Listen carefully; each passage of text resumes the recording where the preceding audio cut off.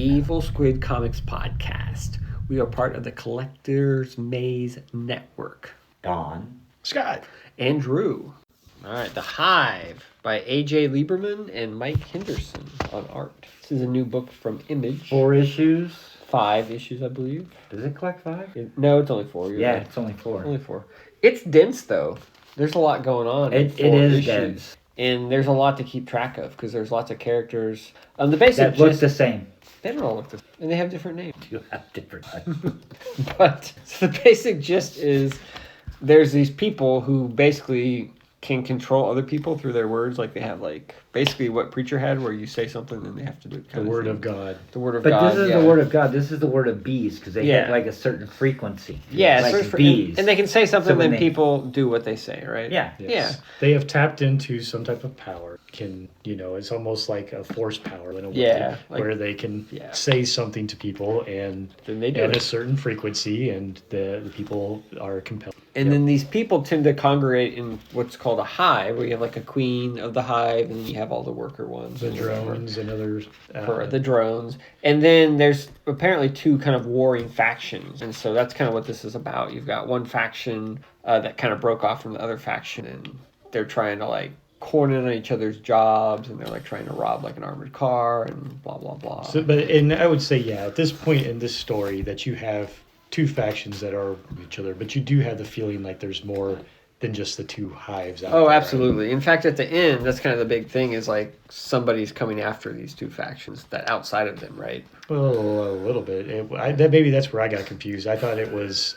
I got confused way before I thought the person that was it was somebody on one of the hive people, kind of a rag-hand person that backstabbed and said, oh no, I want to take over. That's true. So the second in command of the one hive backstabbed them, but then he gets killed, and then it's kind of implied that there's another faction that killed him, right? Okay. Because it's a double cross. Okay. It kind of felt like a double cross, there's something else I might going have on. Forgotten that. Okay. So that's what gave me the impression. I only read to issue 3. It is pretty vague. And then gave up. Oh, you gave up after issue 3? Yeah, Issue 4 was the best one. Oh, was it? Oh, yeah, it's got the wasp. It's got the wasp. It's got more action. Everything's kind of coming together. Yeah. I guess I gave up too soon. So, to John's point, anymore. There are a lot of characters, and they're all human, and so you have to really look for visual cues to try and tell them apart. And it gets a little tricky, because... Well, and then it tried to be too cool for itself by starting off with the end, with a couple little things, and then it's like then it goes backtrack. But then even when it catches up to where it was at the beginning, it didn't really exactly follow, I felt like, what they started there in the beginning. That got lost, So I will give you that it was dense pacing, was pretty fast. I think it was almost too fast to a point where it was real easy to lose something there between us. Oh, yeah. I think this would benefit a lot from me reading it a second time. Is this going to be... But I don't know that I want to is the problem. Something I felt like was missing there to keep me engaged. Does it end or is it ongoing? Oh, it's ongoing. Okay. It leaves on a cliffhanger.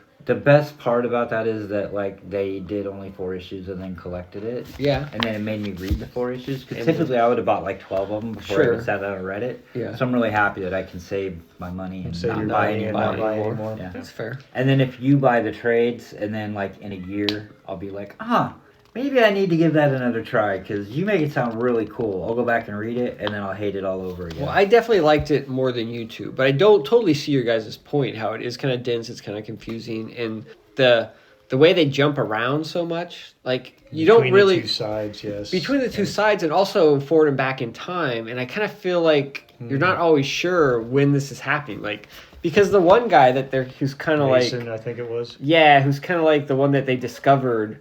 Who has powers, who seems to be almost the next chosen one or something. Kind of, but you're well, when exactly did they find him, and when did this happen? And is everything happening, in order, or is there a lot of flashing back? It's not real clear. And so I think it is a little trying to, maybe keep itself, we don't want to spill all the beans, but in its attempt to do it, I feel like they just made things more confusing. They're trying to drop these weird hints, but I don't know that you needed them at this point of the game. They do use names a lot, which helps, so you can kind of try to figure out who those people are. But I found myself sometimes flicking back and forth. Oh, yeah, 100%. And I sometimes felt like a character that I thought acted one way then it maybe acted a little differently, or that like I got my characters confused, even though I knew the names, and go, but I didn't think this character acted this way earlier, and so it just... It's almost like it's intentionally trying to be convenient.